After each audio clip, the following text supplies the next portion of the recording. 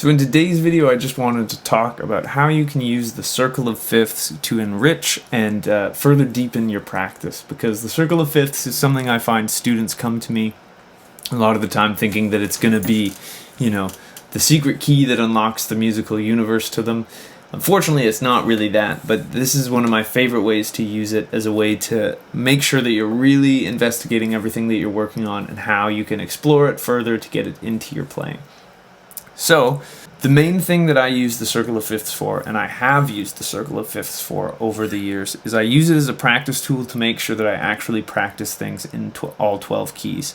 Because one thing that I find with my students is that even though they'll tell me that they worked on something in all 12 keys, or they think theoretically they've worked things in all 12 keys, there's really no excuse to not just be going through all 12 keys.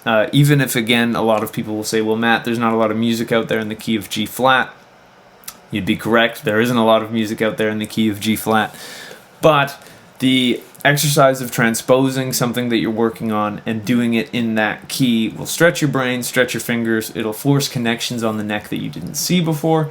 And it'll also deepen your understanding of what it is that you're doing. So I'm going to give you two examples of how I use this circle of fifths to make sure that I get to all 12 keys. One, practicing something linear, and then two, practicing something chordal. Because again, you can do this with literally anything, and it's super, super important. So let's look at, for example, scales, which is where I first kind of started using this as my circle of fifths. Practice. Back when I was at university, I used to do this. We'd get these sheets of technique, which would be scales, and so it would maybe be, melodic minor, and then it would say you need to be able to do it in just linear, you need to do it in thirds, and you need to do it in triads at 16th notes at 120 beats per minute. And my professors, when you go to these juries, they would call them in whatever key. So you had to be ready to do it in any key that they were going to, spit out.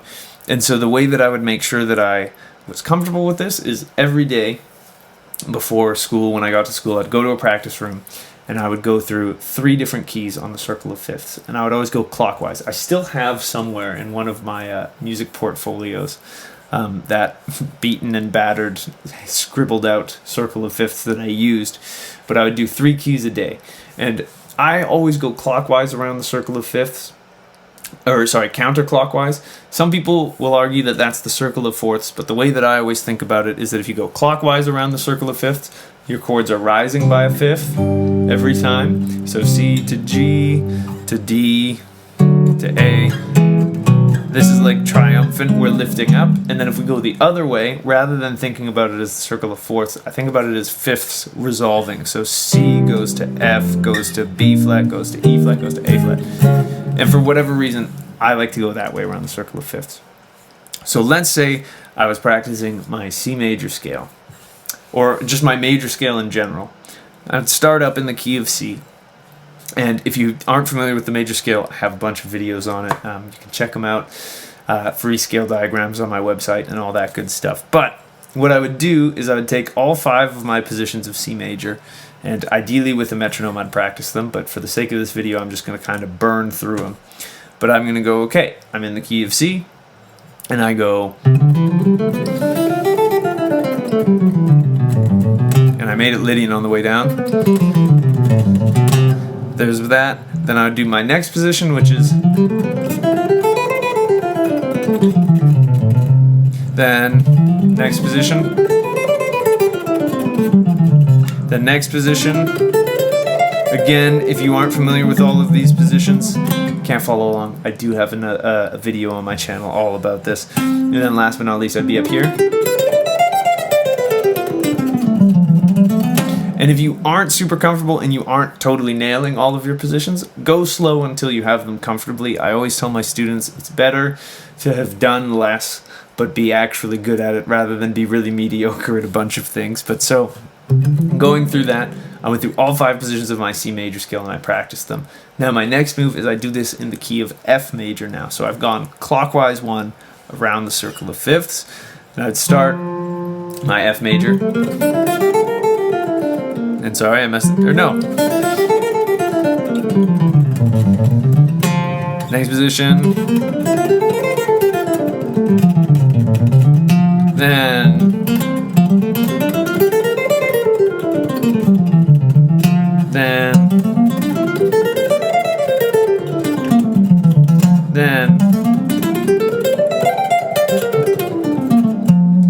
Again, made it all the way through all 5 positions of my F major scale. Then I would go to B flat, and then so on and so forth. So I always try to recommend to my students, if you're working on a scale or something like this, do 2 or 3 keys a day. But what you do is you don't cheat. So once you start going in, you did C, you did F, then the next day you do B flat, you do E flat. Then the next day you do A flat, you do D flat. The next day you do G flat, you do B, so on and so forth. And you just keep going around the circle, because what it does is it forces you to actually go through all 12 keys. A lot of my students, even if they want to go through all 12 keys of music, and they go, well, I'll just do it myself in my head.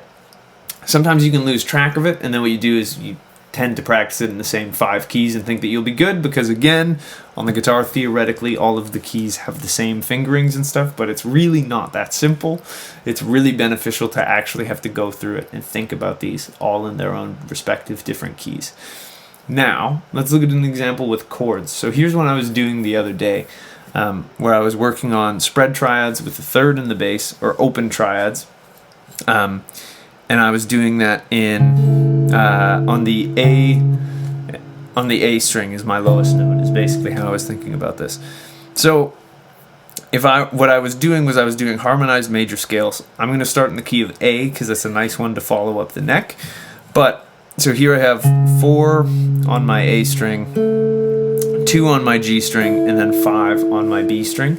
And I would get something that sounds like this. If I were to play an A major harmonized scale, I would get A major, I get B minor, I get C sharp minor, I get D major, E major, F sharp minor, G sharp diminished, A major, and then I go back down the scale and I put a pinky too high there. F sharp minor, E major, D major, C sharp minor, B minor, A major. Now if I'm doing my cycle of fifths rule, from A, my next key is going to be D. So now I'm going to be here. So I'd get D major, E minor, F sharp minor, G major, F sharp minor, E minor, D major. This is C sharp diminished, B minor, A major, B minor, C sharp diminished, and then back to D. And then again, I can repeat this process going around the circle of fifths, and I don't move on to something else until I've gone through all 12 keys. I want to practice this material in all 12 keys, and I want it to be comfortable and good. I don't want it to be, super haphazardly go through it, make a bunch of mistakes, and go, okay, well now I'm good, I'll go to the next one. Actually sitting with this material and figuring it out in these different keys, rather than just getting it really comfortable in, 2 or 3 keys, is going to be hugely beneficial to you when you're playing. You'll actually be able to retain this information and use it in a real sense, which is awesome.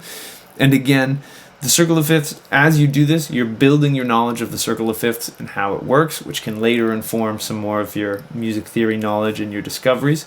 Again, the circle of fifths in and of itself isn't like this master key. I like to think of it as it's just a really beautiful organization of all of the information and keys of music. So I hope that video made sense and it gives you some ideas on how you can implement it in your own practice. If you enjoyed the video, I'd really appreciate it if you could like and subscribe. It truly helps me out more than you could know. If you want to take a guitar lesson with me, there's a link to that in the description below. You can contact me and we can get in touch. Also in that description are links to my Patreon if you want to support me in the channel, or if you wanted to purchase my book or my course. Links to that are also available down there, which also do a great deal to support me putting out these free educational videos. And last but not least, I got new videos coming out every single week, so I hope to see you in the next one. And until I do, I'll wish you a wonderful day, and I hope you have some fun playing the guitar. Thanks.